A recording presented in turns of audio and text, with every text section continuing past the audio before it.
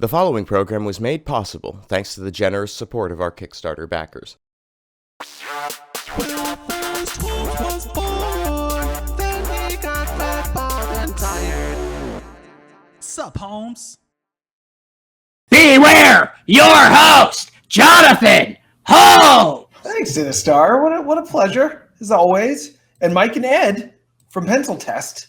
So great to meet you guys. Thanks for being here on a fine Sunday afternoon. Nice to meet you. Yeah, for having us. Yeah, definitely. And you're experienced fellas.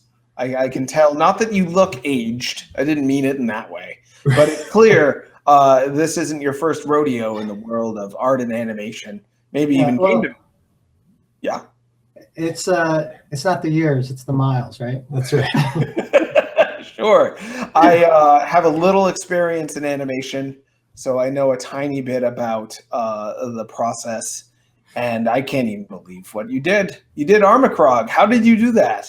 How the heck I felt the same way after I watched Box Trolls recently. I was just did human beings make that somehow? Knowing the process, of course, for people who don't know, in this modern day of computer generated graphics and animation, people don't realize that in the olden days of 20 years ago, people almost always, when doing animation, it was frame by frame. And when you're doing clay animation or sculpture animation, technical 3D animation, you actually have to plan out how you're going to move the arm, the leg, the head, all in one gesture, and somehow keep track of all of those different parts of the body and plan it in your, I assume this is how you did it. Know what you want it to look like before you actually put it in place, and then have to do it frame by frame and just hope it turns out right. Is that right? Pretty much. The cool thing about stop motion animation is it's, for the most part, it's about as old as filmmaking in general. Some of the first filmmakers were doing stop motion. They used to call them trick films back then. And in the intervening, 110, 115 years, it hasn't really changed that much. It's still pose the character and shoot a frame, and then move the character a tiny little bit and shoot a frame, and move it a little bit and shoot a frame. And you do that 24 times, and you get 1 second of film.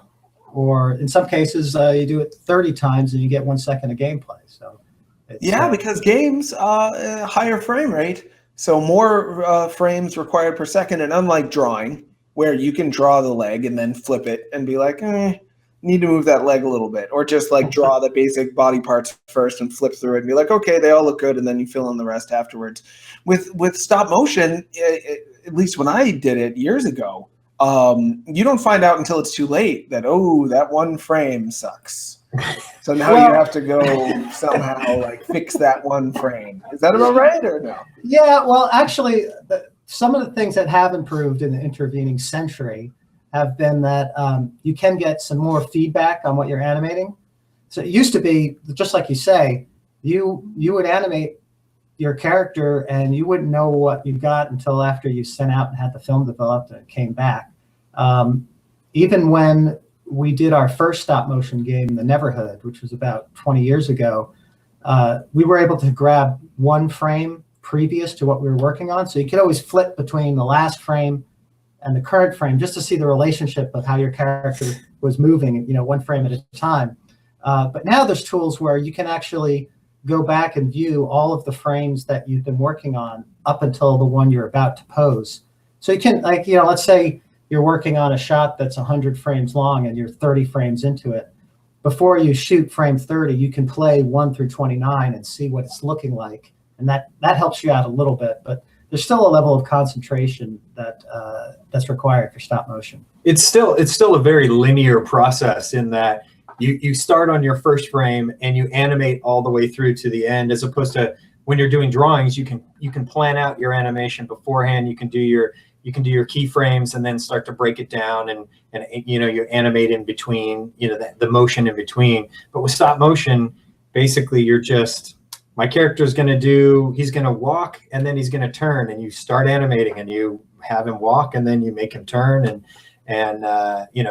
try as hard as you can to get the timing right and everything looking right. But so there still is that element of that linear element to it that you can plan all you want, but at the end of the day, you kind of get what you get once you're done with the animation. It's easier than it sounds. It sounds more daunting than it really is. Yeah. Once you get in there and do it, it's like sort of get into it.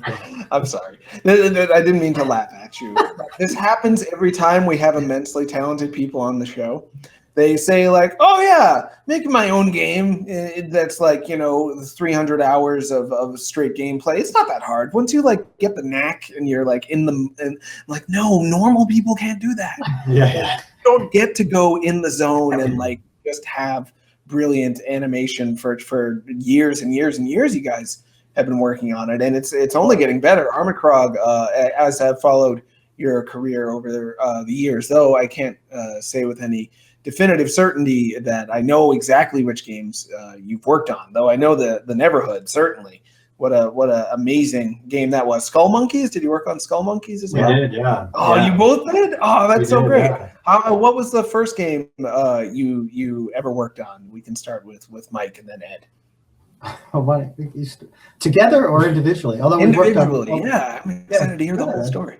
Well, so the first game I ever worked on was a game. It was called Global Gladiators, and it was for the Super Nintendo. It was Mike and my careers have a lot of very parallel similarities to them. Mike actually hired me out of college. Mike was the animation director at Virgin Interactive back in 1959. 1959, yeah. And so he hired me right out of college, and so that's where I first started working, was at Virgin Interactive, although I think it was called Virgin Games back then.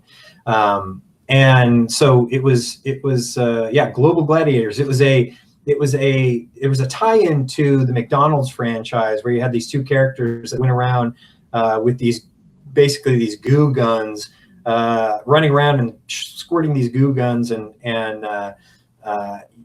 killing aliens and that kind of stuff, and collecting spinning golden arches. Do you remember what year that was? Because that was probably after the Mick Kids. Yeah, Like, it was actually a sequel. It was a sequel to that. Kids. It was the sequel to Mick Kids. It was a sequel to that. Yeah, Amazing. And Splatoon, recent game, owes almost everything to the Mick Kids, in my controversial opinion. I'm sure that's not going to be the Splatoon fans. But it was the same thing. Shooting goo, attitude teens, having a great time. Yeah. Exactly. Huh. Yeah. And what did you do on that game?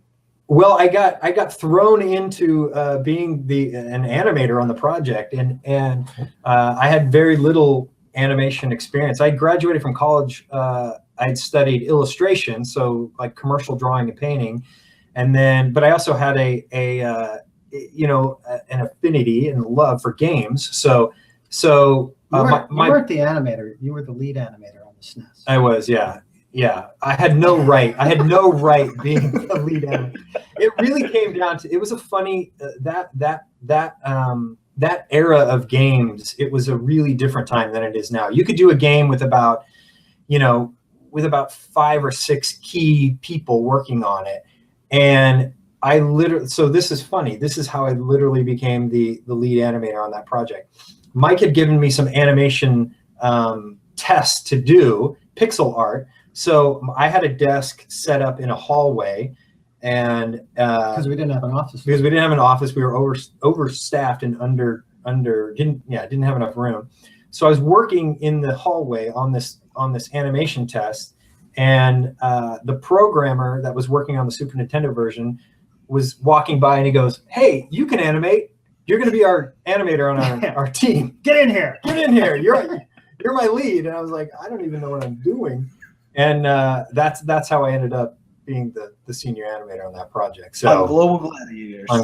For the Super Nintendo version. And then Mike, he can talk more about this, but he was the lead animator on the Genesis version. So we had two SKUs going on at the same time. Two versions. Right, but Mike hired you for that job, so he hired you to be like your console wars competition in a way. Well, he No, we actually worked together. It's like we weren't like competing against each other. We Oh were well, working sure, it's together. the same. It's Virgin was wanting both games to do well, I suppose. But yeah. you might have imagined that fans back in those days and today still with Aladdin and so many other games, when there'd be two opposing SKUs, they'd like brag about whose SKU was better. So Exactly. Yeah. And were the designs of the games the same, but the animation was different, or were they completely different games? They're actually almost identical. Yeah. games, They're right? very, very similar. Yeah. It was interesting. You know, there was competition, I would say, on the programming teams for those games where they felt like they were competing against one another. Yeah. Whereas we were just working together. Mm-hmm. So it was. And we were learning together at the same time too. I mean, Mike had more experience obviously than I did, but there was still so much more to learn, and there was this really interesting and cool aspect of figuring something how to do something in animation, and then saying, oh, I figured this out. I'm going to go tell Mike, or I'm going to tell somebody else on our team, and it was this. I don't know. It was really encouraged to kind of share what you were learning amongst all of the animators, and we actually learned a lot for those couple of years that we worked there together. I would imagine, because as you said, Ed, you went to college for illustration. There was no college classes that I'm aware of back then for pixel animation or what have you. We had not that long ago, Matt Bozon from Way Forward was on the show. He did some licensed games for Disney and whatnot, and they said they were basically like just holed up in their living room with like grid paper, faxing Jim Henson a grid of Kermit's face, like, is this what pixel art is? And Jim Henson's like, ship it. Yeah, I guess. I mean, looks like Kermit enough. And you guys were in the same boat, kind of having to learn and then teach each other in order to stay Exactly. afloat. Yeah, that's eerily similar to what you just described there. I mean, we were doing a lot of that exact same kind of thing, kind of figuring it out as we went, and there was this certain level of innocence to it, because we were doing things that were maybe we didn't know we shouldn't be doing them, so we were trying them anyway. So I think that may have helped us a little bit as well. Yeah, my office was wallpapered with graph. It was. And Mike, did you also study art in school? And when did you get your first job in the industry? I actually studied advertising design in school, believe it or not, and then went and worked on Madison Avenue in New York for a few years after college. And I worked in advertising just long enough to realize it wasn't for me. And then I moved into illustration and was a freelance illustrator for a while. And actually the first game I ever worked on was one of the really old Bard's Tales at Interplay. Really? Yeah, it was I was a freelance illustrator at the time. I just moved to California, and I was just trying to find work. And there was a friend of a friend that said he knew a guy that worked at this is what he said. He said, he works at a game company. Maybe you should call him. And I thought, they have illustrations on game boxes. I'll call this guy up. So he gave me the name of some guy named Brian Fargo. And I didn't know that he was the guy who founded Interplay and was the president. I just called up and said, hey, is Brian there? And so Brian gets on the phone, and I said, hey, look, I'm an artist, and I'm just wondering if you need any art. I had no idea what I was talking about. And he was super nice. He said, yeah, come on in, we'll look at your work. So I go into Interplay, which was like maybe 10 people at the time. And I go in, they take me into the president's office because I didn't know who Brian was. And he looked at my portfolio, and I said, I told him I wanted to do art for the box covers. And he said, well, we actually have a marketing agency that does that, but we create the games here. Do you know how to do computer art? Which I didn't. And so I said yes, because I needed the work. And he said, well, would you be willing to take a test, and we'll see how good you are. So in my brain, I'm thinking, okay, I'll tell him yes. I have a friend who has a computer. I'll borrow his computer, and I'll learn how to do computer art, and I'll come back and do the test. So I said yes, and then Brian said, okay, come on. And And he takes me into the other room and sits me down in front of, I think it was just like Mac Paint at the time. It was some like really simple paint program. And he said, we're going to go to lunch. Just draw something and we'll be back in an hour.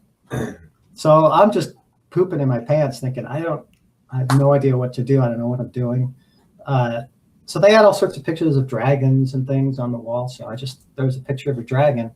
So I kind of plunked around with the mouse, and the best I could, I drew with the mouse, and I drew a dragon, thinking, all right, well, this is embarrassing. Was it shaded? Like, did you know the program well enough, or did you figure the program out well enough to be able to... Well, you know, you have a mouse and a little paintbrush and then like a grid of colors. So it's like, I think I'll use green now, you know, I'm like, start drawing with the mouse.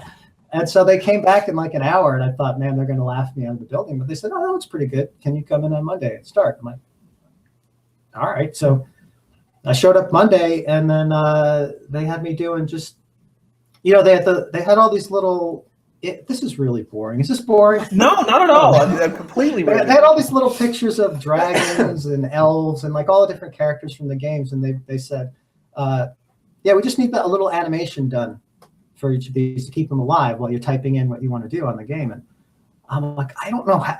I'm like, okay, you know. And so I figured out, you know, like the dragon would have like a little puff of smoke that came out of his nose every second, and you know.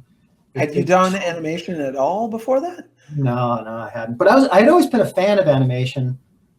But you know, this was like early '90s, and so like growing up and going to school in the '80s, animation wasn't a viable career choice unless you wanted to go work at Filmation or one of those places. So I hadn't really tried it, but I was always interested in it. And I spent my entire youth watching Tom and Jerry and Bugs Bunny. So somehow I figured it out, and I ended up freelancing there for quite a while. And then they put me on a battle chess game. Remember the old battle chess? Oh, come on. Really? So, These are like some of the games that like I would just stare at and not even play, and just look at the kobold go like, just be like, this is the best. You made these things. No. Before you get too excited, they put me on Battle Chess like 2000 or something like that. And they gave me this brand new Amiga 2000. They were using Deluxe Animator or Deluxe Paint on that. And I worked on Battle Chess for 2 days. And then I gave the computer back and said, yeah, I don't want to do this anymore. Because at the time I was thinking, you know, I'm going to be a big shot illustrator, and I thought I don't want to do like, you know, it was good. It was paying the bills, but I don't know if I want to do this pixely little art. Sure. And so they looked at me like I had 3 heads. Like, what do you mean you don't want to work on this? It's like, I was such a jerk. I mean, I was nice about it, but it didn't feel like what I wanted to do. And it was, you know, I was always into really cartoony stuff. And this was like very, well, you know what battle chess was like. It was just wasn't my cup of tea. And everything was really limited at that time. You know, after battle chess, I was probably going to end up working on an NES title because they weren't even doing SNES and Genesis then. They were doing NES stuff. Mm-hmm. You know, where you had 8 colors and you know, each character was like 1 pixel tall. So it was. So that was that's where I first like dipped my toe into game development and where I decided it's not something I actually really wanted to do. And then I still stumbled into it anyhow. But when this is funny. When I actually got interested in game development, I remember one year I did my tax return and I got some money back. So I bought a Genesis and I was playing Sonic the Hedgehog and I got a phone call. You know, and back then when you got a phone call, the phone's on the wall. It's not like in your pocket. So you have to go to the other side of the room to talk on the phone. So I went to the other side of the room to talk on the phone, and I looked over at the game, and Sonic had crossed his arms and was tapping his toe like he was impatient with me. And like, it sounds stupid now, but I had never seen anything like that before. It's like, that character's actually alive, and he's pissed off because I'm not playing the game. And I thought, that's kind of cool.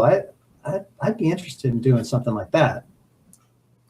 But then, you know, I was working as a storyboard artist and a freelance illustrator at the time, and I answered an ad for a position as a storyboard artist at this place called Virgin Games, which I had no idea Virgin made games. I thought there was an airline. And I went over there. I interviewed. I got the job. What's that? They were also a record company. Yeah. It was a record. I didn't know they made video games. Sure. So I went over. I interviewed. I got the job. They told me to come in and start Monday, and so I showed up Monday with my pens and my pencils and my markers ready to do storyboards.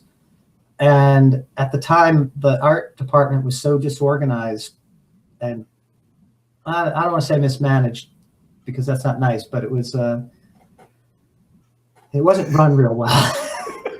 So I show up, and the guy in charge says, yeah, we don't really have any storyboard work for you.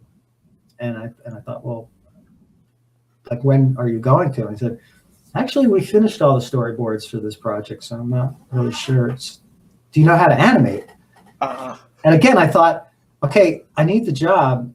If I say no, then I don't have a job. So I said yes. And he said, oh, great. Well, we have this project, and it was Global Gladiators. No, it wasn't Global Gladiators. No, it was Monopoly Deluxe. It was a PC and a Mac version of Monopoly, of all things. And so they told me that they wanted me to be the animator on the project because they didn't have an animator.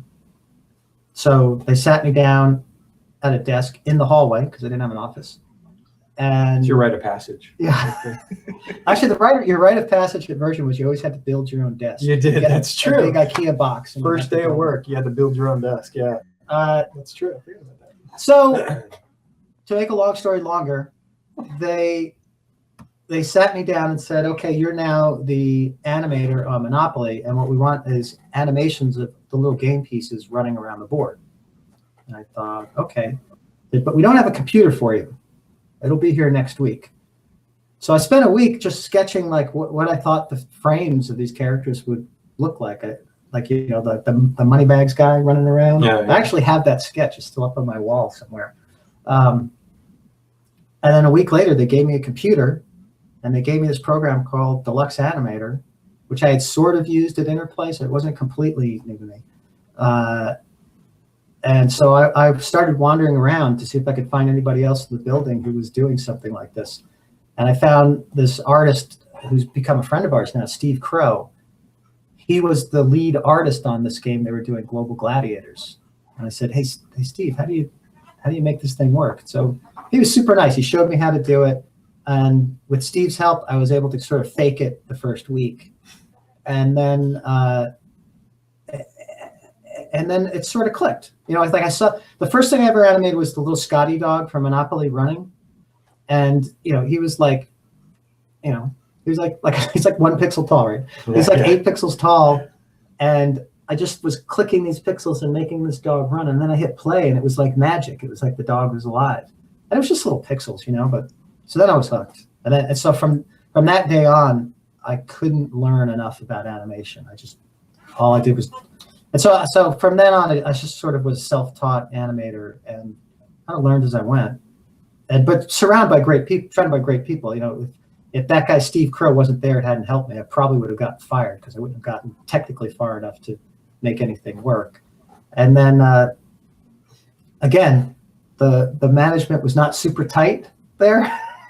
So suddenly I was kind of in charge of the animation department there, or at least the animation part of the art department. So I was allowed to go out and hire people like Ed, and then we're all learning together. And we hired Ed and a few other guys, and it was like animation school at work every day. We were teaching each other how to animate. It was a fun time. It was pretty cool. Yeah. Because Virgin's a huge company. So, and they knew they wanted to be a part of games, but it sounds like that's all that they knew. And then they had money to like hire someone, and not that you weren't a great hire. I mean, here you are. So clearly you were, they knew what they were doing. But at the same token, much like Interplay, I'm just astounded and kind of excited about the fact that you used to walk into these huge video game companies and be like, I can art. And they're like, go into a room and start. And you're like, okay. Well, first of all, none of the companies were huge. They were all really small at the time. Huh.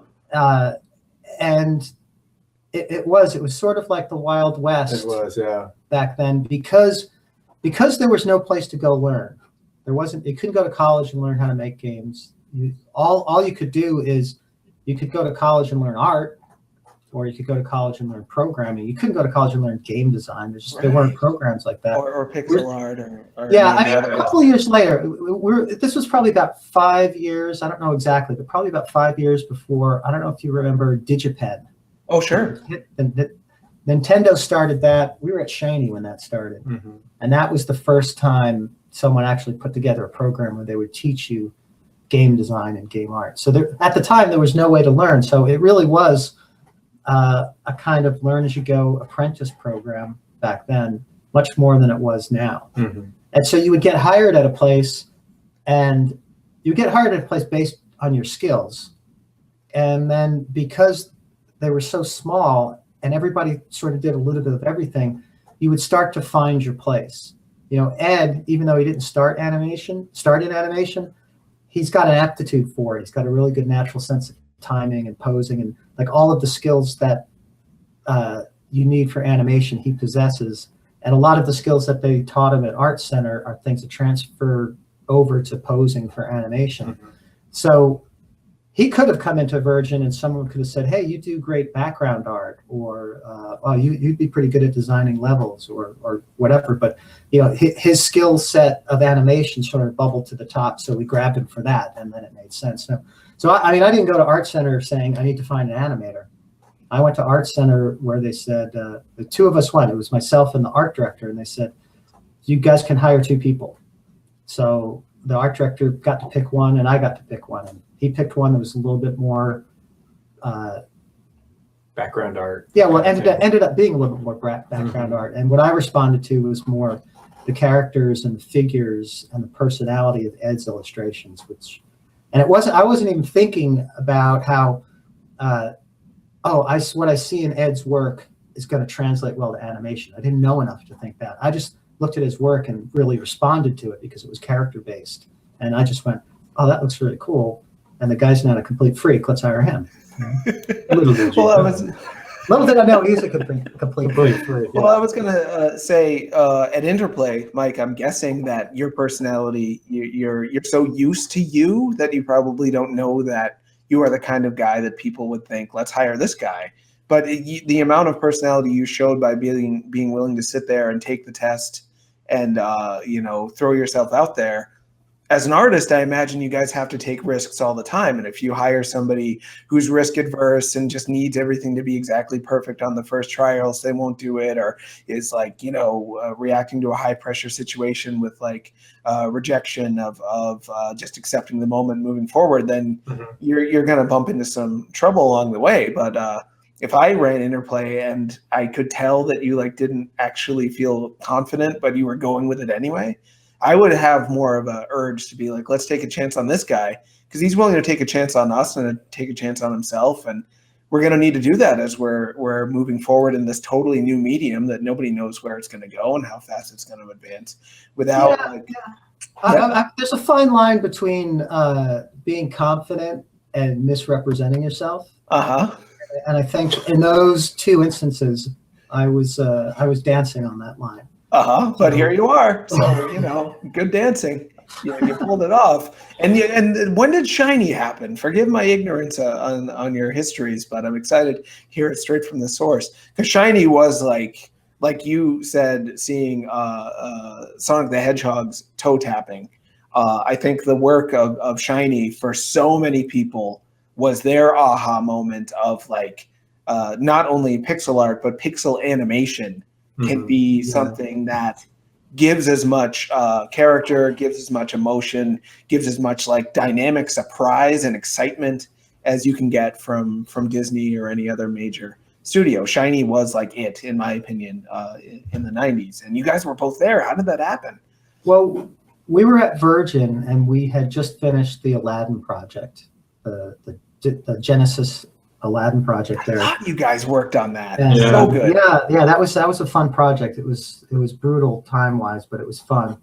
I was the lead animator on it, and I worked very closely with and was very good friends with David Perry at the time, who was the lead programmer. And Dave had expressed interest in starting his own company. And after Aladdin came out, there were a lot of offers for him to do that.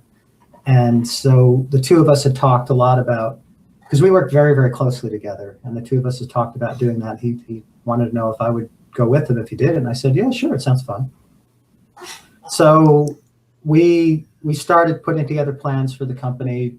Dave and I went around and went with real estate agents and looked at office space. And I was given, like we budgeted it out. We had David had some deals with potential publishers who would help finance some games and also help finance the startup of the company.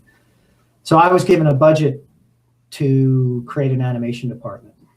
And so, again, the teams were small then. Yeah. So I could have 3 people, including myself. So Ed was my first choice. And then there was another animator who I'd worked closely with and I'd been friends with over the years, was my second choice. And like at the 11th hour, the other animator got cold feet and he didn't want to go. And he ended up doing something different. So and we had already committed to leaving Virgin, so I needed to find somebody else. And that was when Doug Tenaple came forward and said, please take me with you. Was he also at Virgin? He was at Virgin too, yeah.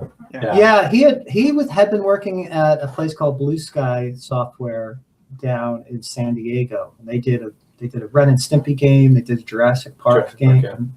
And he saw, was it Cool Spot? I think it was, yeah. Yeah, I think he saw Cool Cool Spot, which was another game we did at Virgin.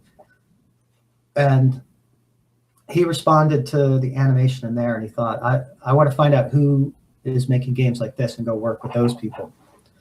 And so he applied at Virgin. We hired him, and then unfortunately he got put on a different project than us. So we didn't get to work with him. And then we all announced we were leaving. So he had uprooted himself and his wife from San Diego and moved up to Orange County and started this job at another company, and then didn't get to work with the people that he had come to work with, and then they were leaving. So he came to me one day and said, you have to take me with you. This is why I'm here. So we ended, I said, sure, I think because Ed and Doug were really good friends already. You guys hit it off right away. Yeah. He actually came on at Virgin to take over the Jungle Book project, which I was the lead on, and I was going to move on to another project. So I spent the first few months just training him up to be the lead on that project. So he and I became really good friends. He ended up moving on to that project, and then we didn't. I guess it was maybe a couple months, and then we ended up not working anymore because then Mike and I were leaving to go to Shiny. So Mike thought he'd be a good fit for the team. Yeah, I brought his work into the team, and I said, hey, the other animator, Sean, who decided not to go with us, I said, I think I found the guy to replace him. And Ed was like, yeah, that'd be great. And then everybody else on the team didn't really know Doug that well. And they said, I don't know if he's the right guy. I'm like, I swear to you, this is the right guy. I said, well, maybe could you have him do an animation test? So I went back to Doug and said, look, sorry, but the guys want to know if you'd be willing to do an animation test, just so they could see it. You know, they don't see in your work what I see in your work. So I said to him, do this for me. Go home, design some sort of humanoid creature, and then just do a walk cycle. And then we'll bring that in, and it will show what you can design, and it will show you your ability as an animation, as an animator. So he came back to me with this character called Earthworm Jim, and he did a little walk cycle on it. And I'm like, that is cool. I mean, it's a cool little character. I mean, it's really rough. I mean, it looked mostly like what Jim ended up looking like, but it was a little bit different. So I brought it in and I showed the guys, and they're like, yeah, sure, let's hire this guy. That's real fun stuff. And we, at the time, were trying to figure out what we were going to do. Ed and I had come up with this game about this character called Snot, Mhm. and he was sort of like a shape-shifting character. We'd been doing animation tests on it. As a team, we weren't completely sold that he was a good character to base a whole game on. Well, we were also looking seriously at the Beavis and Butthead license of possibly doing that as well. Yeah. So everything was kind of up in the air at the time. And then Nick Broody. It was Nick Broody that said, I wouldn't mind doing a game with that worm character. yeah. And we all looked at it and went, yeah, that'd be kind of fun. Yeah. And that's actually how Earth and Jim happened. Like our whole career, both of us, is just one long happy accident. It's Well, there's been no planning whatsoever. This relates back to my affirmation earlier that you guys are immensely talented. This is what immensely talented people say. They're like, then I tried a thing, and then what do you know? It worked. And then 20 years later, it's still working. What a wacky... No, it's because you guys are amazing.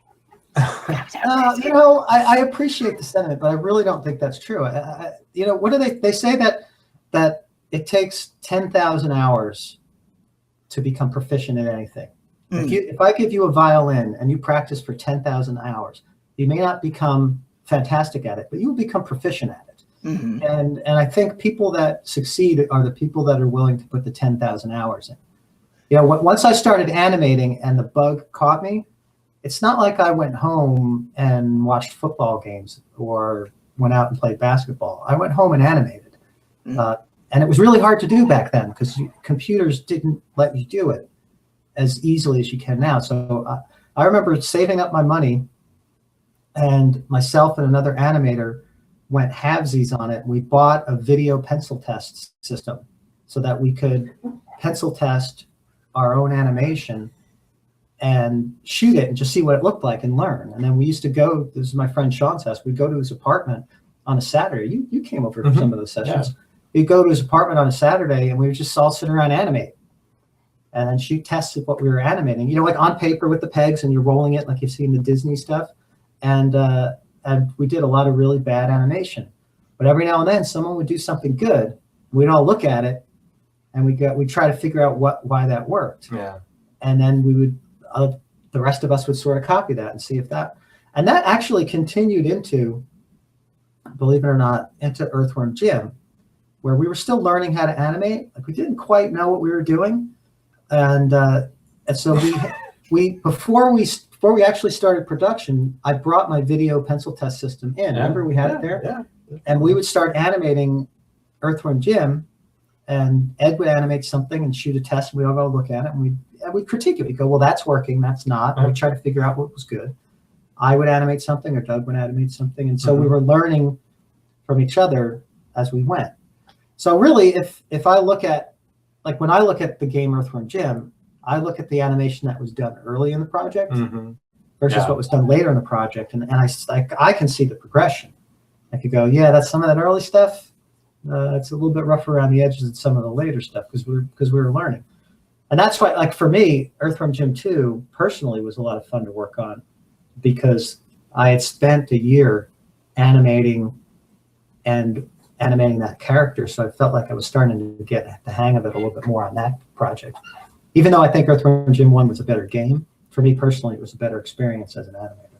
There's something interesting about animation in that, and I think most animators would agree, is that you never feel like you have it figured out 100%. You always feel like there's something more to learn, and you kind of always consider yourself a student of the craft. So regardless of how much time you put in or how much how many drawings you've done or how much stop motion you've done or 3D, every once in a while you'll see something and you'll go, wow, I've never seen that before, and I want to learn how to do that, or I want to figure out why that works. And I think that's something that, at least for us, keeps you going, like, because there's always more to learn, and you never get to the point where you go, yeah, I've got it all figured out, and it's gonna be perfect every time. Not even close. I mean, there's always that element of exploration and learning, which to me keeps it really interesting. There's probably been 5 people in the world who ever figured it all out. Like Milt Kahl figured it all out. I think Richard Williams figured it all out. You know, even Frank Thomas didn't figure it all out. You know, it's like, We're getting into really dorky kind of that's just animation. these are like famous Disney animators. Sure. I know Seamus Cullinane and Culhane, Yeah. I know Bob Clampett, but everyone knows Bob Clampett.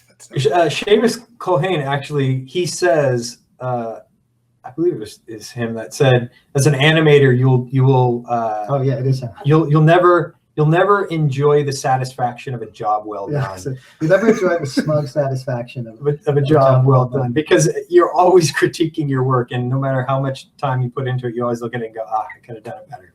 Sure. Well, the game designers, game composers, Yeah. they often say the same thing. And to Mike's point about put in 10,000 hours and you will be proficient, that's so impossible to know. My guess, though, is, if you're curious, only people who are going to be really good will bother putting in the $10,000 hours. Yeah, well, I think there's a reason for that. I think that's because when you start putting your first 100 hours in, if you do have a natural aptitude for something, you start getting really positive feedback.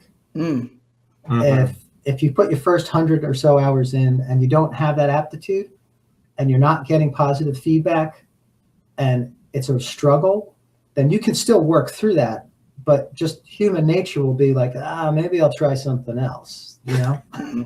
Something easier. I mean, I'm sure I could put in 100 hours of learning to program at a high level, and I wouldn't get a lot of positive feedback. So I probably would give up then. Sure. But if I spent 10,000 hours trying to learn C++ and trying to learn how to program, I believe I would become proficient at it. Maybe not great at it, but become proficient at it. Well, and then there's also, where does that positive feedback come from? It comes from appreciating your own work or other people saying that your work is good. And you guys, it sounds like you're always aware that you could have been better, and you're seeing things that I would never notice. Another animator, her name's Mariel Cartwright. She worked on a game called Skullgirls. It's a really well animated game, very pretty game. She was on the show not that long ago, and we'll talk about animation every once in a while. I think I know animation because I like it, and she's like, "Oh no, that game, no, not so good." I'm like, "But it's really, it made me happy," and she's like, "No, you don't understand." So what is your experience? You said you had some experience with animation. Sure. Yeah. Well, I love animation, and my undergraduate was at the School of the Museum of Fine Arts, Boston.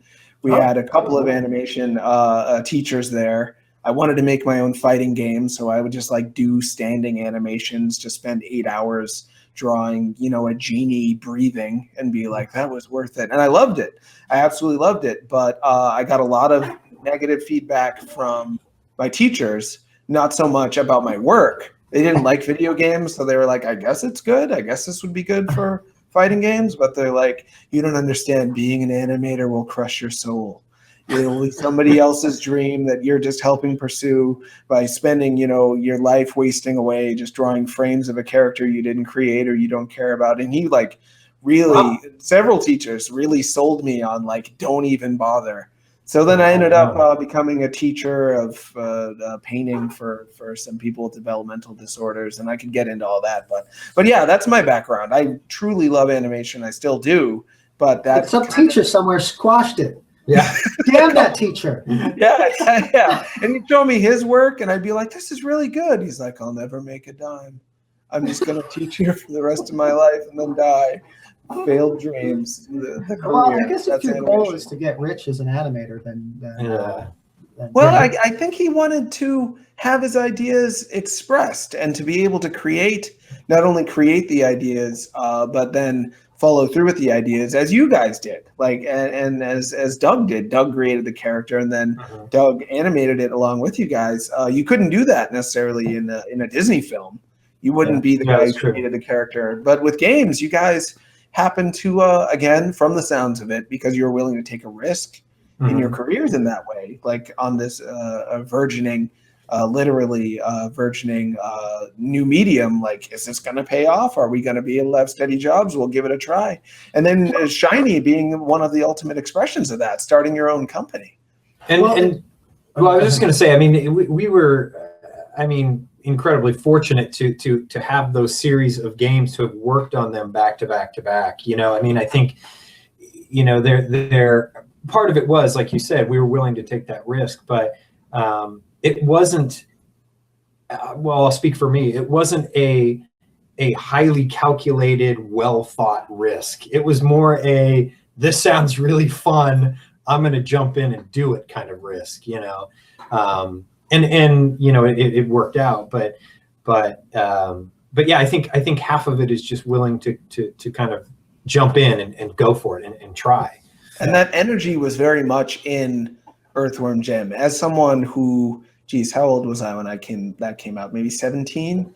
Mm-hmm. When did that come out? 93? Am I remembering? Somewhere around there. Sounds about right. Somewhere. Yeah. 93, 94, around there. Yeah. It, like, the 90s was such a time of like playful rebellion, being like anti-authority, but in ways that weren't like brutal, just like fart jokes and snot, who appeared in Earthworm Jim 2, if I remember correctly, in the backpack.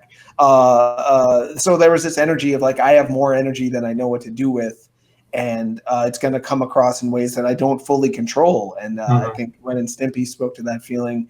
Beavis and Butthead, more subdued, but still definitely like there was no precedent for something like Beavis and Butthead being a hit.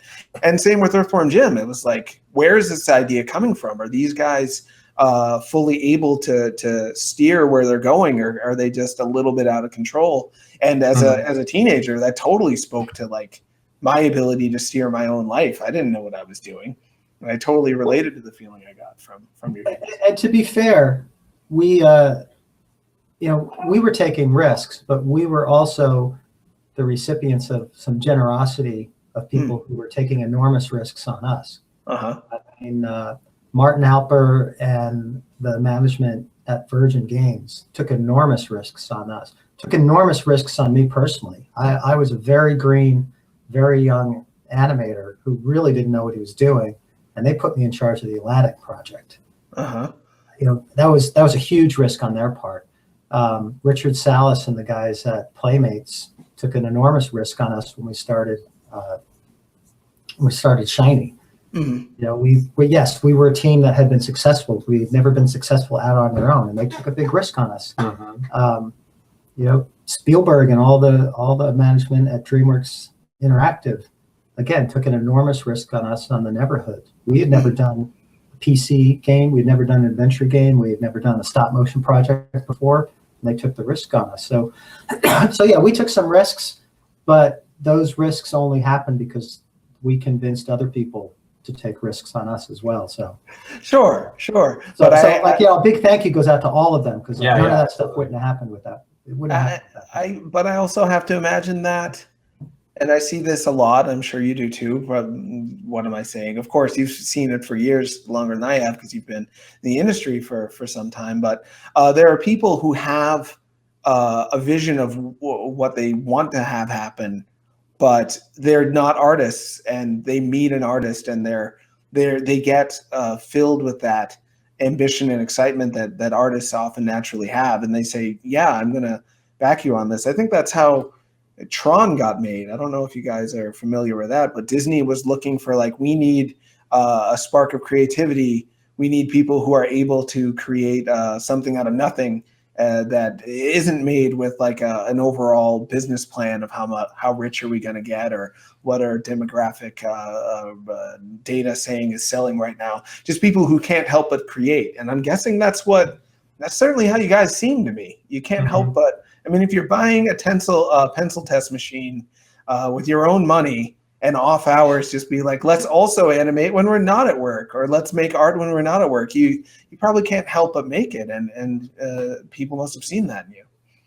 I guess so. I mean, honestly, like the games, I can only speak for myself. Yeah. Like the stuff that we were doing, the games we were making, the animation that we were doing, like I was just sitting at my desk animating stuff thinking, oh, I can't wait to show this to Doug and Ed because they might laugh.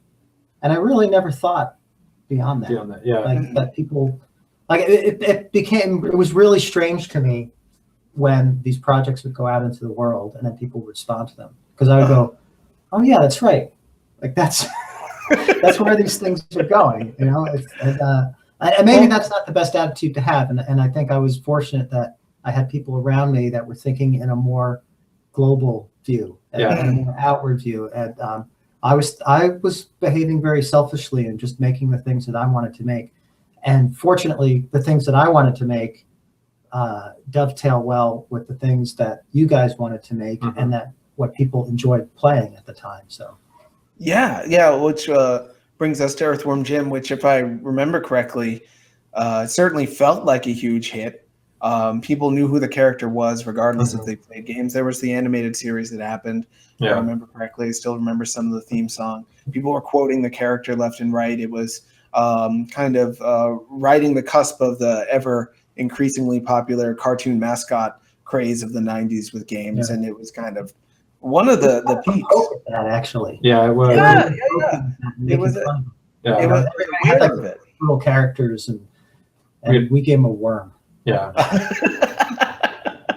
It was even it was there was this sort of how do we in some ways we were responding to the way that games had been made or the content of the games, and it really kind of started off with okay, let's play on the idea of Jim is searching for a princess. He's going to save a princess, and she's what's her name going to be? And so it became, well, just Princess what's her name. We started calling her that, and then it was just, well, that's what she's called, Princess what's her name, because really the ultimate goal in that it was the princess really didn't matter. It was about having fun along the way, and for those of you who have gotten beaten the game, you see our sort of our response to that was, Jim finally beat. You get to the end of the game, and he's just about to save the princess, and she gets squashed by a cow, and so there was this sort of yeah. I mean, it seems we thought that was the funniest. We thing. did. We thought like, and it was so dumb. It was good. Yeah, it was. But I mean, that was sort of our response to, let's just do something that's just completely ridiculous and like Mike said, in a lot of ways, just makes us laugh at the studio, at Shiny. I mean, and there was a lot of that, and it's funny because I remember we had been crunching and trying to get a lot of work done for a milestone. And we had created this tubes level, which was a pretty fun level. And it was like 2:00 in the morning, and Doug walks in and he goes, "You know what? Let's put a hamster in this tube. It looks like a habit trail." And then he went over to his desk and like did this little animation of this hamster, and we ended up throwing it in the game, and so when you're playing the game, there'll be this hamster that comes in and chases you back and forth, and it literally was about that well thought out. Like, hey, this looks like it should have a hamster, and it'd be funny to be chased by a hamster. Let's do that. And I mean, there was some. Don't get me wrong. There was some very the designers on the game. They came up with some great ideas and did some really, really fun and challenging things. But there was also this element of sort of, kind of shooting from the hip, flying by the seat of your pants, just because we thought it was funny. Let's just add that in. So that it definitely had that kind of irreverence to as well, And my understanding, Terry Gilliam, classic animator, not necessarily someone people look to for their skill in conveying motion and whatnot, but in terms of imagination, it was a similar style. He's just like, I had an idea and I made it as fast as I could, and then ship it, print it. It's on TV on the BBC on Monty Python. Sounds like a similar, and I certainly got that feeling from Earthworm Jim at the time that you guys were just alive with excitement for what you were doing, but not necessarily. It was more feeling than thinking, I guess, is how it came across. Yes. Again, I really related to it at the time. So then Earthworm Jim 2 happens. Mm-hmm. I know I really enjoyed that game. Very excited that it came out. Just wanted more of that universe again. But at that time for you guys, were you starting to feel like you were spinning your wheels in the same place, or did you want Jim to keep expanding, and did you want Earthworm Jim to be? Look, I wanted Jim. I wanted Jim to be fat.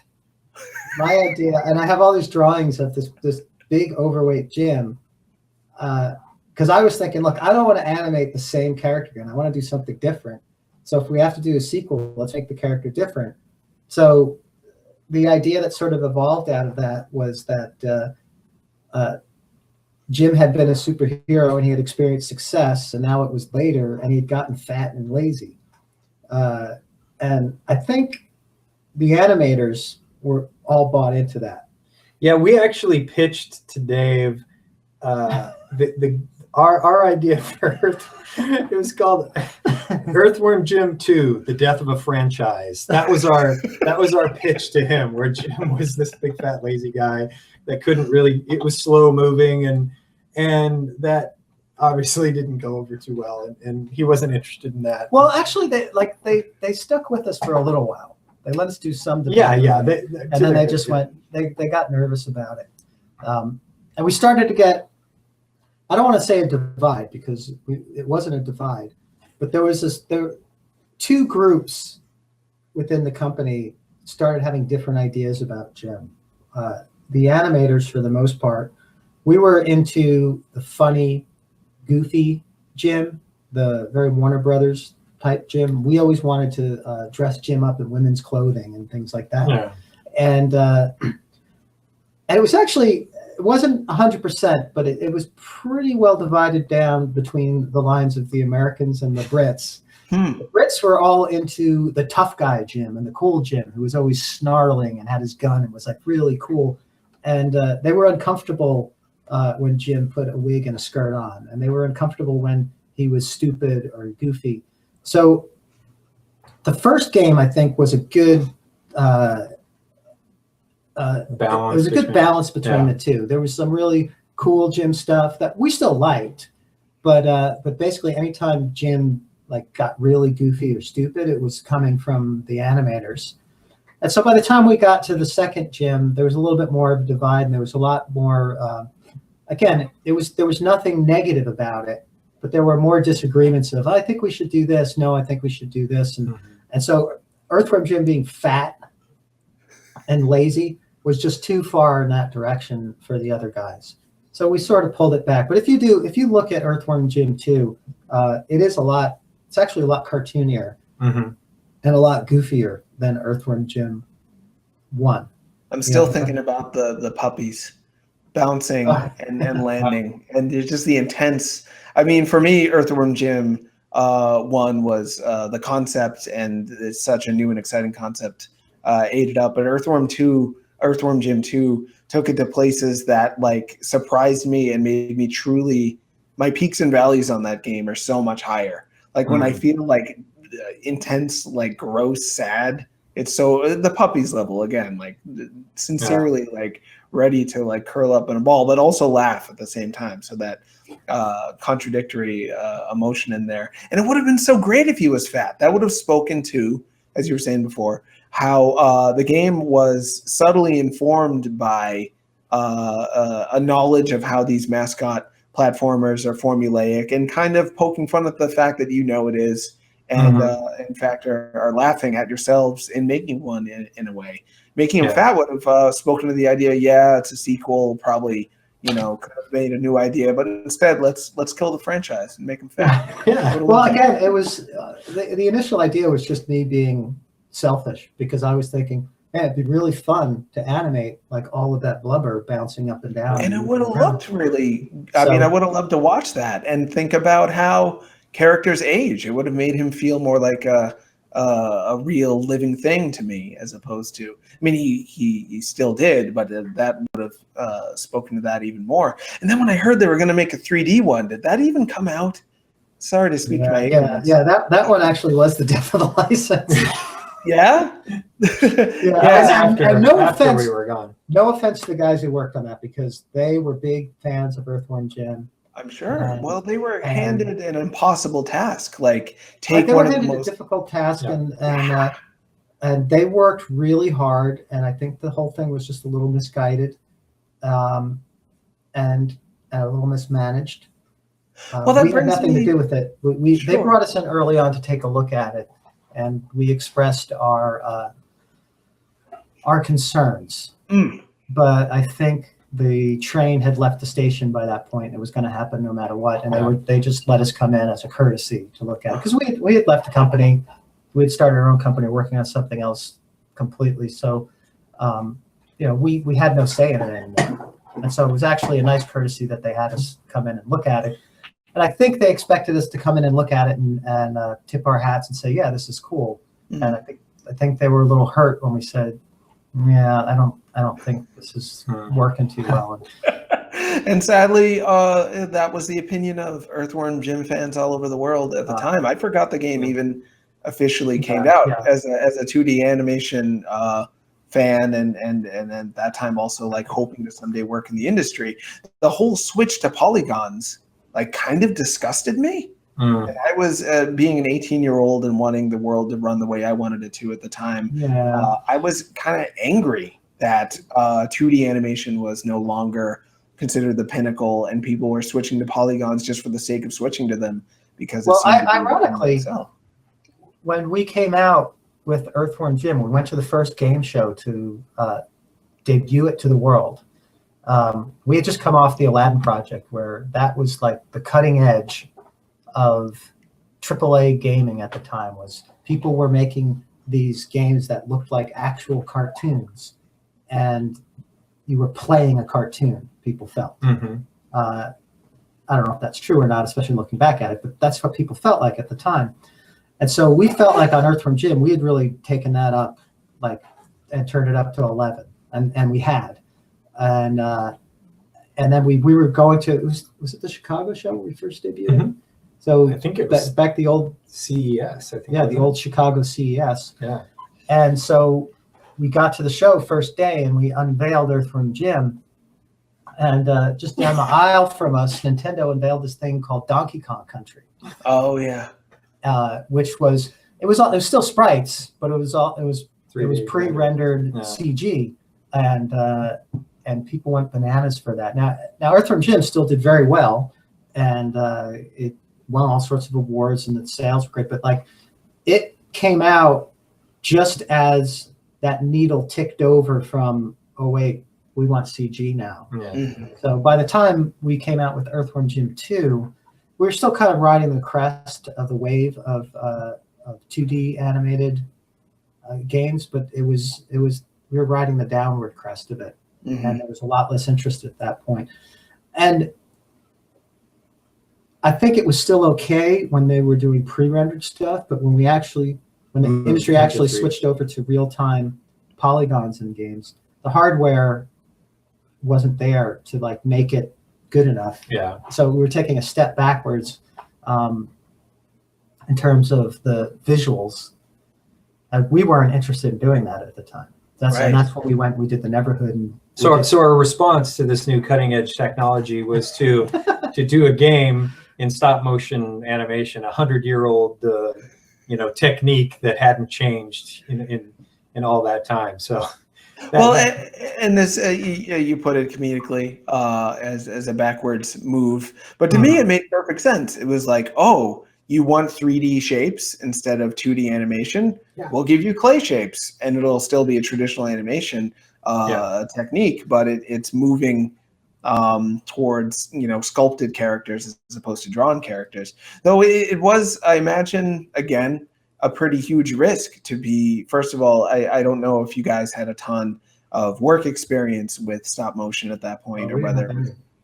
I think none of us had done any stop motion since before we'd hit puberty. I think probably is pretty safe to say. In fact, we pitched that whole game to DreamWorks and got the green light to it, and then literally got in the car and went, all right, we need to figure out how we're going to do this now, because we have to make the game. So, but again, I think because it was sort of our nature and our habit to learn from each other, and we, considering ourselves students of animation and students of the craft, we did what we always do. We just jumped in to look at all the information we can about stop motion animation. How do you make puppets? How do you make armatures? How do you shoot things one frame at a time, and we actually got up to speed relatively quickly, all things considered. I could talk to you guys about your work, your history forever. I'm a little worried I'm going to forget to actually get to Armikrog, which came out on September 30th. It's now on Steam. It's still coming to some consoles, if I remember correctly. Yeah, we're Wii U. We're looking at right now. We'll be doing next year. We'll be looking at handheld and mobile versions and that kind of thing. But for right now, we're out on Steam and Wii U coming out soon. Awesome. I do want to, if we have time, we'll certainly get back to it because I want to definitely hear more about how the Neighborhood and then Skull Monkeys, and then I want to make sure that I get your gameography right. And then there was some gap between your last project and Armikrog. How long was that gap? Well, we did Boombots. We did Boombots, yes. That was probably the least successful. That's the response we usually get, yeah, right Boombots, there. Never heard of that one. It sounds familiar, but honestly, I'm drawing a blank on it. Yeah. We did the Neighborhood, we did Skull Monkeys, which were both stop motion games. That was the art direction on that. And then DreamWorks, for a third game, they really wanted us to do a 3D game. They said, look, the technology is moving there. A lot of games are already there. We really want you guys to do a 3D game. So was this in the PS2 era, Dreamcast? It was still PS1. Yeah, still PS1. Yeah. All right. So we ended up doing a arena-based robot fighting game called Boombots. It was. We went into it. I don't want to say reluctantly, but we had started our company to the Neighborhood, the company, to be a stop motion company where that was the art direction that we did. And here you go. So this is one of the puppets from the game. A Boombot. Yeah. Looks awesome. So our conceit was we'll do a 3D game, but then we'll do cinematics that sort of, in a very loose sort of way, kind of tie the whole story together.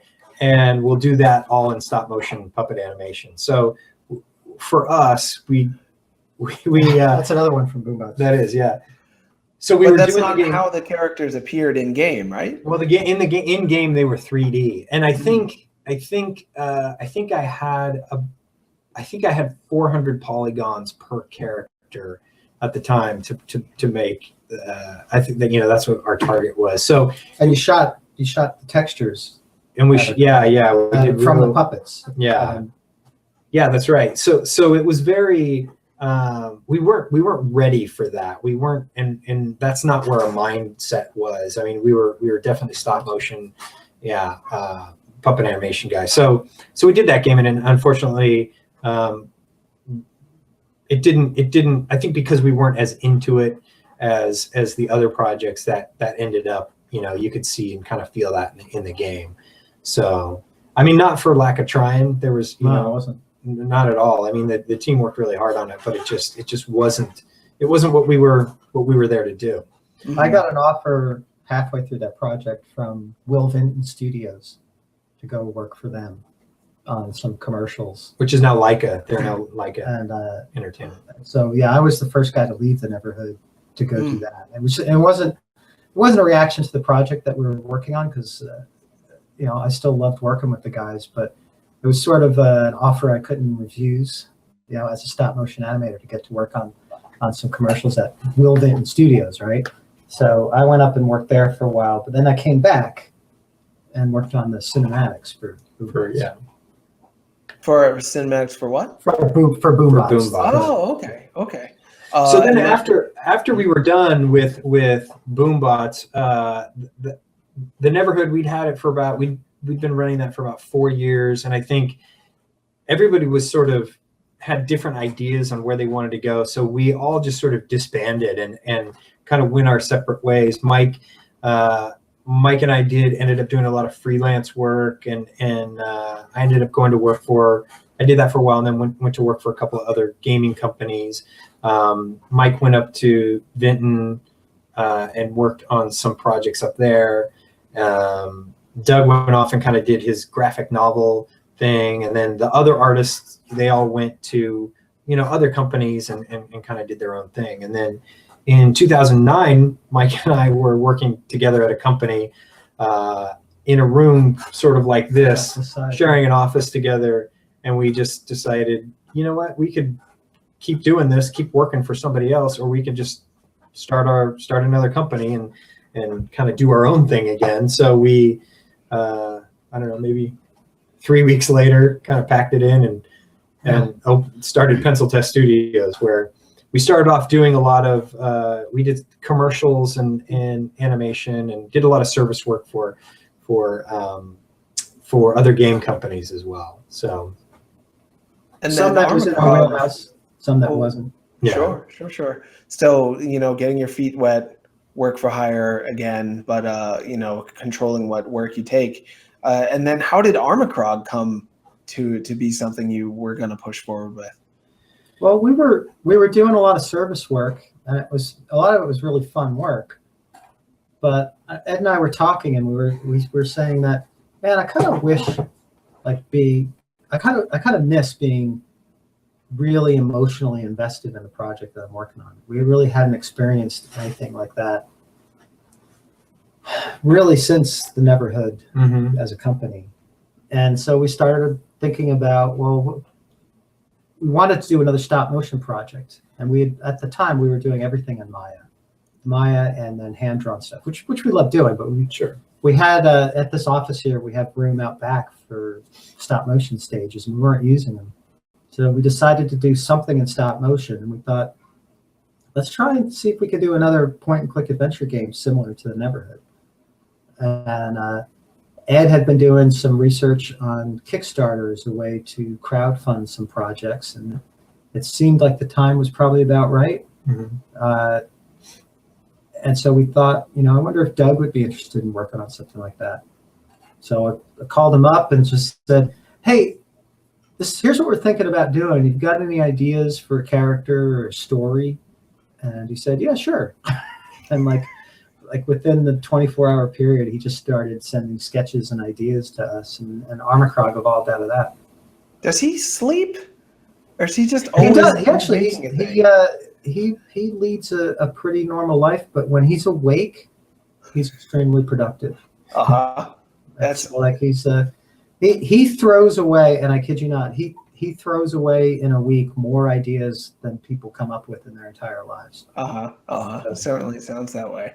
And you, knowing him, can feel when one of his ideas is something that you want to get yourself behind and push forward. But it's not an easy. Well, this is where I get in trouble. So for like most human beings, it is not easy as opposed to your other options. Like, we'll make a pixel art game, and we've been animating for 30 years, so we'll probably get all the animation done for it in 3 months and put it out and make. But to decide we're going to do stop motion again, which Nintendo put out a stop motion Kirby game not that long ago. Very pretty, but nothing as intricate as the stuff you guys do. And they're a AAA company, and that was like their best work. Beautiful work, but again, you guys are on another level. To decide that that's what you're going to do with it, did the challenge of making Armikrog turn out to be harder, less hard, or about what you expected in terms of getting it done? Oh, it's always harder than you think it's going to be. Way harder, for sure. When we did the Neverhood, we had there was a team of 13 people, and we did that game in a year. And so our original plan for Armikrog was to do sort of a scaled back version of that in a year with a smaller team, with a smaller budget.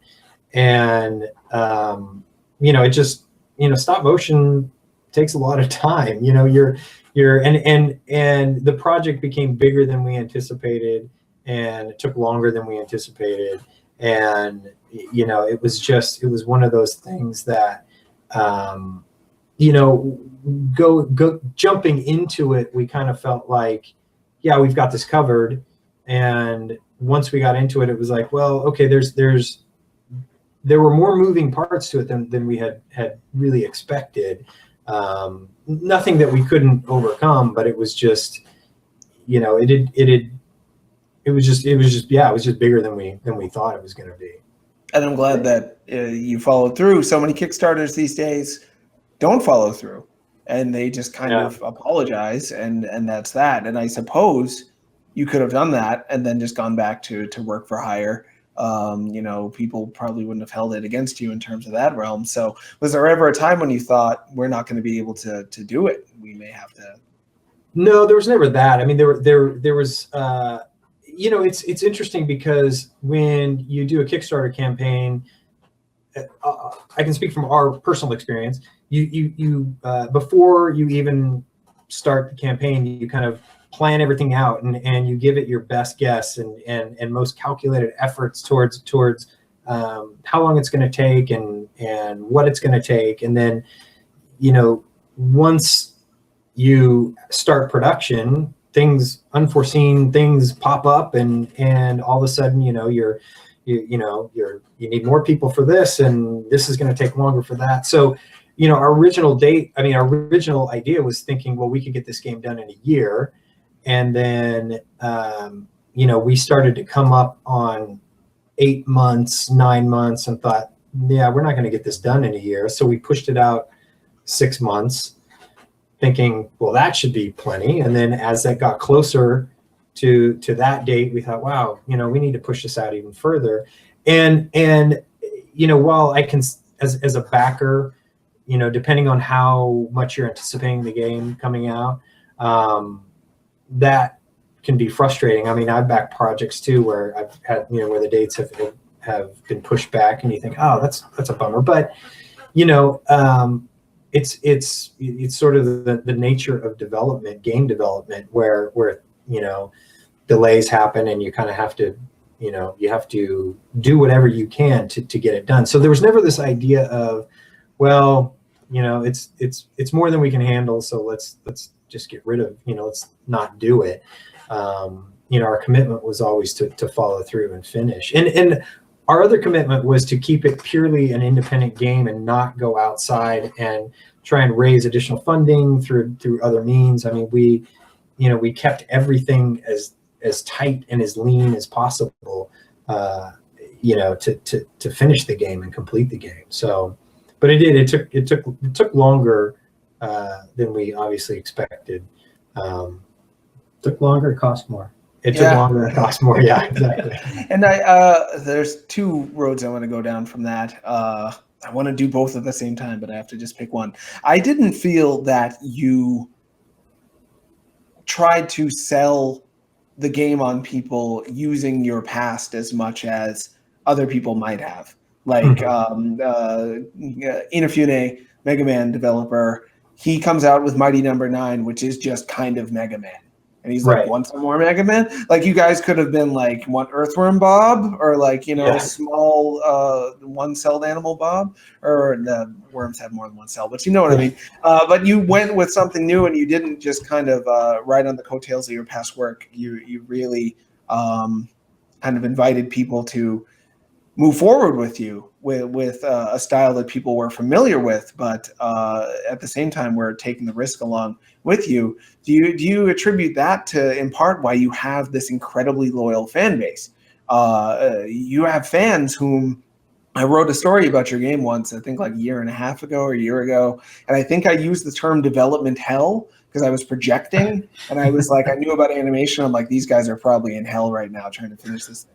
And the comments were like, how dare you say development hell? They give us updates on how they're doing like every month, and we know that the game is going great, and it's, and they're like, I'm sorry, I just thought maybe they were having a hard time. But your fans are like intensely, and I'm happy that here they are. I consider myself intensely. Well, to take consolation, we were in development hell. Yeah. So actually, more consolation because I didn't want to do wrong by you guys and say the wrong thing. But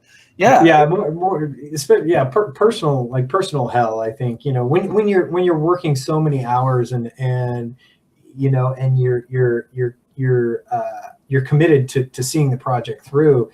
It's really it can be a really sort of harrowing experience where you're, you know, we're working so many hours and not taking time off, and you get a little cloudy in how you're thinking, and at some point you just need to step away and go, all right, I need a little break, and kind of jump back to it and make sure that what we're doing is right. And we definitely experienced some of that. So I would consider that some development hell. But also one of the commitments we made to the backers was to just keep them informed on what's happening, and so we tried to do that as best as possible throughout the whole I think we did a better job than most Kickstarters.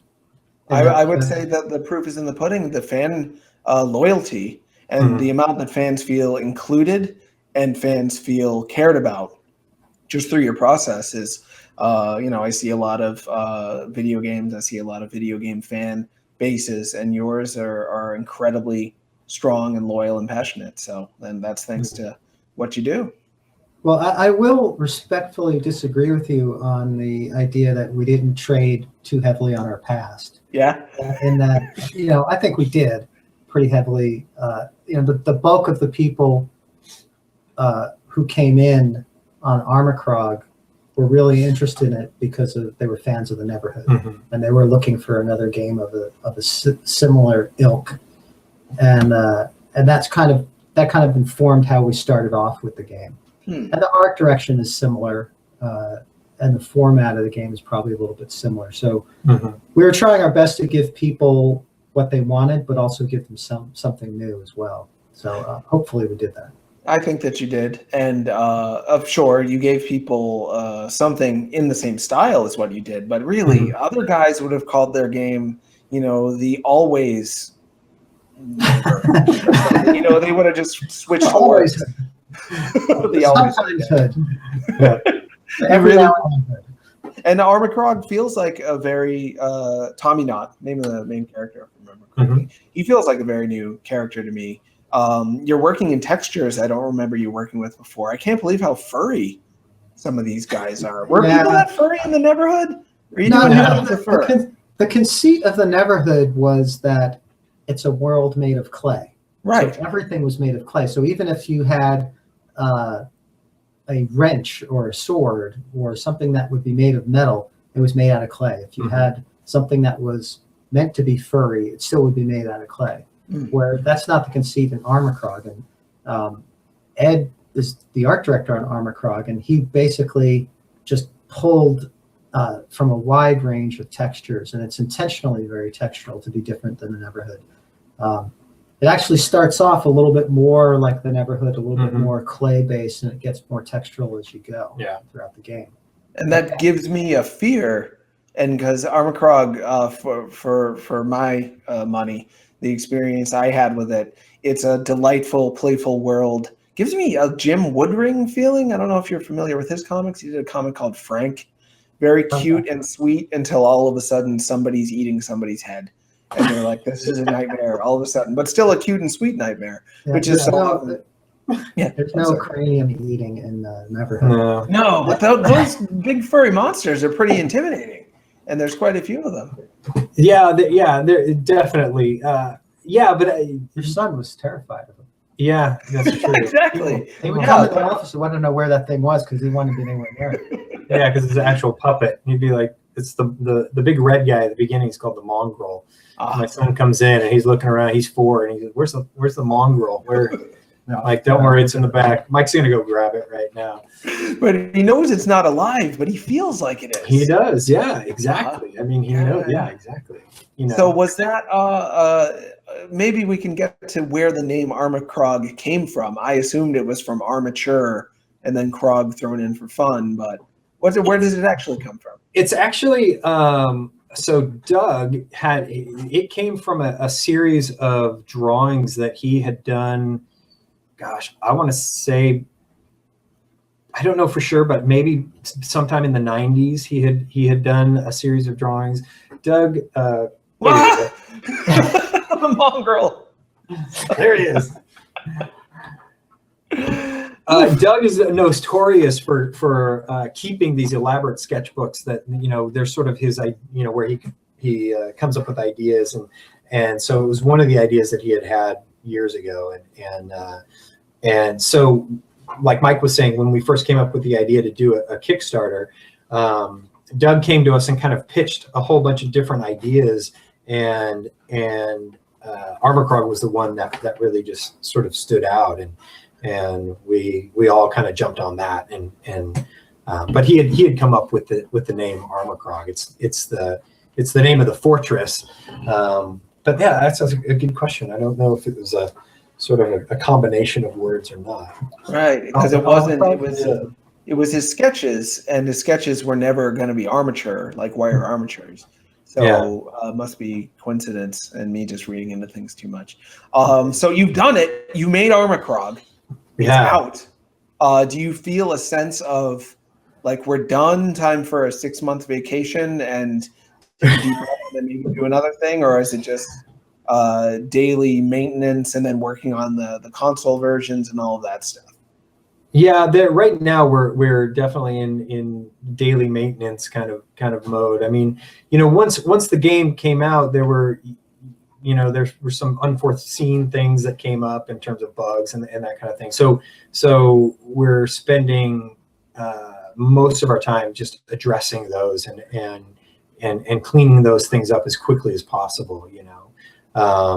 So that's sort of where we're at right now. So we're not quite to that point of feeling like relieved and ready to close up the office and take some time off yet. We still got some work to be done. But after the work will you take a vacation, or are you guys already planning your next thing, or both? I think maybe a little bit of both. I think both. I mean, we're kind of looking at what we might want to do next, and I mean, there's still some options out there that we're looking at in terms of the next projects and those kinds of things, but we haven't landed on anything specific yet. Mm-hmm. All right. Well, we can't afford to take any vacations yet. Yeah, we got too much to do. Yeah. Well, I'm excited you're doing it. I have so many dream projects. I wish, like you're a studio. Oh, we have a little. Well, we're over time, but just are there any other franchises, game or not, that you would like to either take on as a 2D project, as a stop motion project? I would love to see a stop motion Shovel Knight. I don't know if you played Shovel Knight in the real game. You guys making a Shovel Knight would be so fun for me. All right, any projects you wish you could, if you could just snatch any franchise and do whatever you wanted with it? Anything you? Oh, I don't think so. To me, it's more exciting to come up with something that you can develop on your own, where you can discover the characters and the worlds yourselves. There's not a whole. I mean, there's other things that I look at and I go, man, I wish I worked on that. Mm-hmm. There's a game coming out called Cuphead. Have you seen Cuphead? We had those guys on the show not that long ago. I look at that and I go, man, I wish I did that. You guys would be. I mean, I can't speak to your personal preferences and friends, but I can't help that it's made by two brothers, and I can't help but feel like you guys would be so ready to talk. They also didn't have experience in animation. They just loved it. And we're like, let's just make a thing. And then before you know it, Microsoft picks them up and they're still working on it. Yeah. Well, I'm a big fan of the Fleischer Studios and that rubber hose style of animation. And I'm just a fan of the history of animation in general. So when I saw that for the first time, like maybe a year and a half ago, when they first showed a trailer of that, I just thought, what is that? I want to play that. I'm a big fan of Michel Gagne's work too. He's an effects animator who's also an independent animator.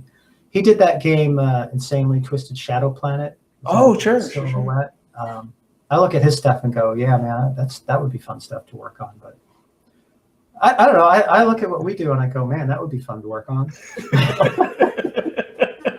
Well, I'm sure all of these guys, if you ever wanted to do a quick Cuphead cameo in an Armikrog update or whatever, they would be all over that. I'm sure they're huge fans of your work. As anybody who likes animation, you kind of have to be.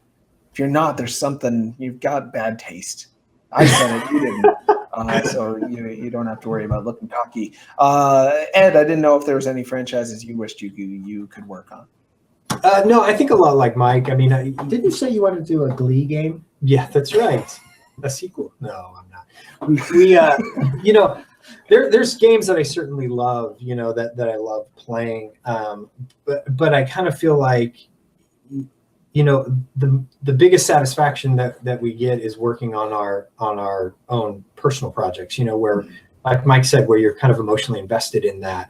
We've done, over the years, we've done lots of games for some of the big franchises, a lot of the Disney and Pixar games we've had a chance to work on in one capacity or another, and those are really fun. But I think I don't know. There's just something about working on, you know, something that you're creating and that you're contributing to in a very sort of one-for-one way is really pretty satisfying.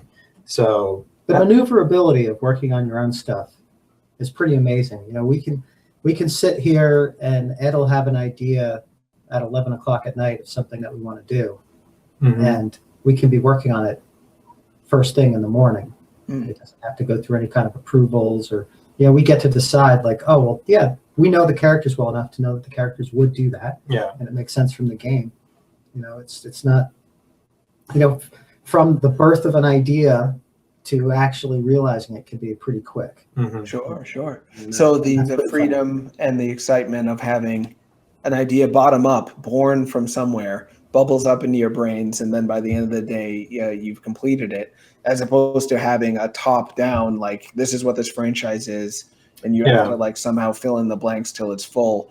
And I forgot while I was talking to you guys, because you're so down to earth and humble, that like you made the Aladdin game. So like, where do you go from Aladdin really? Like, you know, what franchises? Well, you go to Earthworm Jim is what you do, which is which is what you did. which is if you think about it, they're very similar, but it's like the exact opposite. Uh-huh. You know, Aladdin, it's Disney. You know, you can only do what you can do. Mm-hmm. You got to go through all those approvals, and you've got to like everything's got to be just so, as opposed to, hey, let's put a hamster in the game, and then an hour later, it's Earthworm Jim, literally from the ground up, he is a ground animal, and somehow he popped out of the ground and took on shape in this spacesuit. It was so great having you guys on the show. I don't know if it was okay. My pleasure. Thanks for having us. Hopefully it It's wasn't cool. too painful to just have me like yell about how great you are and then hear your stories. They can follow you on Twitter at Armikrog. Is that right? At Armikrog or at Pencil Test Inc. is our other Twitter. So both of those. Sure. Right now we're most active on Armikrog at Armikrog, but yeah, you can follow us there. Yeah, Armikrog is on Steam right now. Mhm. You guys are still working on it. It's going to come to Wii U and mobile platforms of some kind someday. Someday, I'm definitely going to get it again. I'm a real, on my couch guy with video games these days. So I'll definitely be double dipping there. As for me, at Tronauts on Twitter is where you can follow me and follow things about the show as they happen. We are on Libsyn and iTunes. The preferred method for most folks is to listen to the show. Though somebody just told me the other day they only watched it on YouTube, so that's great too. YouTube.com/SupHolmesShow. You can watch and listen along to all the reruns. I think we're on like episode 160 something. Wow, that's great. I enjoy it. Talking to people who make awesome things is like my favorite. So I'm happy to be here, and I thank you for watching, and so long. All right, thank you. Thank you.